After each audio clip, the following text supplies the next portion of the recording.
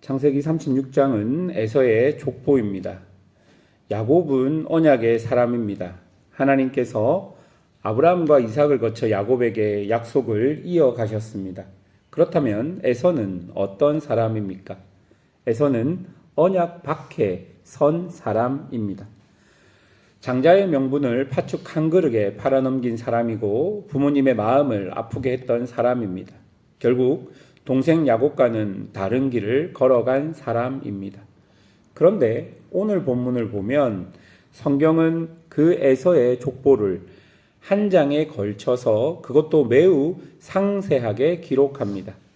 이 말은요, 성경이 결코 에서를 가볍게 다루고 있지 않다는 것입니다. 왜 그럴까요? 하나님은 언약 밖의 사람까지도 사랑하시고 기억하시는 분이시기 때문입니다.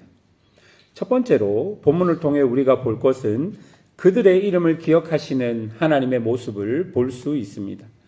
본문 9절부터 19절까지 줄지어 등장하는 이름들을 쭉 보면요, 우리에게 낯설고 발음하기조차 어려운 이름들이 많습니다. 한번 읽고 지나가면 다시 기억나지 않는 이름들일 것입니다. 그러나 하나님께서는 이 이름들을 빠짐없이 기록하게 하셨습니다. 성경에 빠짐없이 기록하게 하신 것이죠. 한 사람도 빠지지 않게, 한 세대도 건너뛰지 않게 그렇게 하신 것입니다. 아까도 말했듯이 이들은 언약 밖에 있는 사람들입니다. 하나님께서 내 백성이라고 부르신 사람들이 아닌 것이죠. 그런데도 하나님은 이들의 이름을 기억하신 것입니다.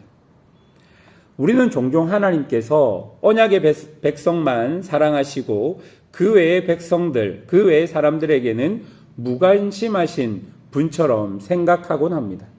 그러나 성경은 그렇게 말하지 않습니다. 예수님께서는 마태복음 10장 29절에서 참새 2마리가 한 아사리온에 팔리지 않느냐, 그러나 너희 아버지께서 허락하시지 아니하면 그 하나도 땅에 떨어지지 아니한다라고 이야기합니다. 한 아사리온에 팔려 시장 자판에 놓인 그 작은 참새 한 마리, 사람들 눈에는 무가치한 그 생명까지도 하나님은 아끼시고 기억하시는 분이라고 성경이 이야기합니다. 에서의 후손들인 엘리바스의 자손, 르우엘의 자손, 그리고 그들의 족장들, 이 명단은 우리에게 한 가지 진리를 분명히 말해줍니다. 하나님 앞에서 잊혀지는 사람이 없다라는 것입니다. 언약 밖의 사람도 신앙이 없는 사람도 우리가 무관심하게 지나치는 그 어떤 사람도 하나님의 기억 속에서는 결코 지워지지 않는다는 것을 본문을 통해 우리는 알 수 있습니다. 두 번째로 하나님은 그들에게 거처를 마련해 주십니다. 20절쯤 보면 갑자기 새로운 인물들이 등장합니다. 호리 족속 셀의 자손들입니다. 로단과 소발과 시브온과 아나와 다손, 에셀, 디산.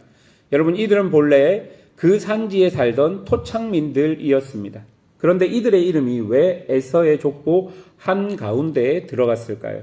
그것은 에서의 후손들이 이 호리 족속과 함께 어울려져서 한 민족을 이루었기 때문입니다.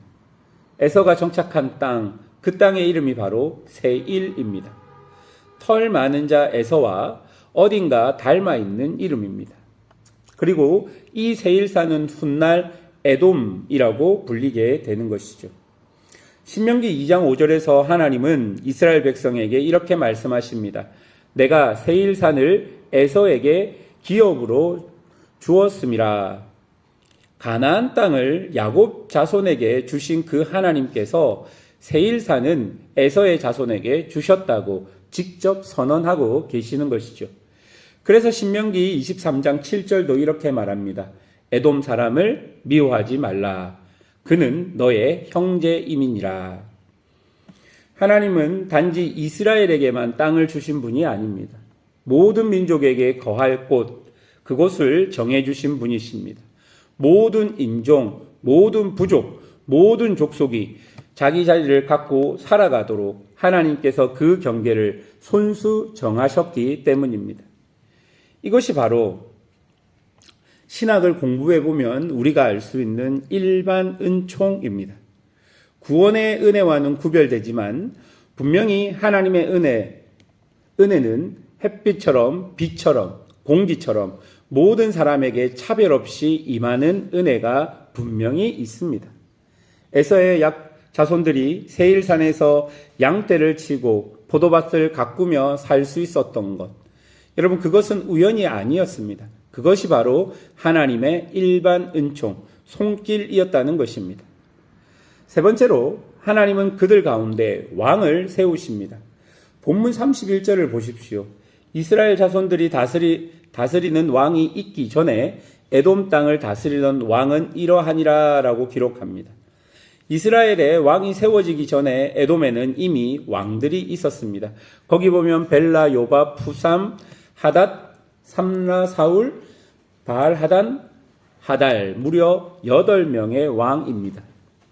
이스라엘이 아직 광야를 헤매고 있을 때 또는 사사에 의해 흔들리고 있을 때 에돔에는 이미 정돈된 왕정체계가 자리 잡고 있었던 것입니다. 우리는 종종 이렇게 생각하기도 합니다. 하나님은 자기 백성에게 가장 좋은 것, 가장 먼저, 가장 많은 것을 주시는 분이 아니신가 라고 종종 생각합니다. 그러나 그것은 한편으로는 맞고 한편으로는 아닐 수 있습니다.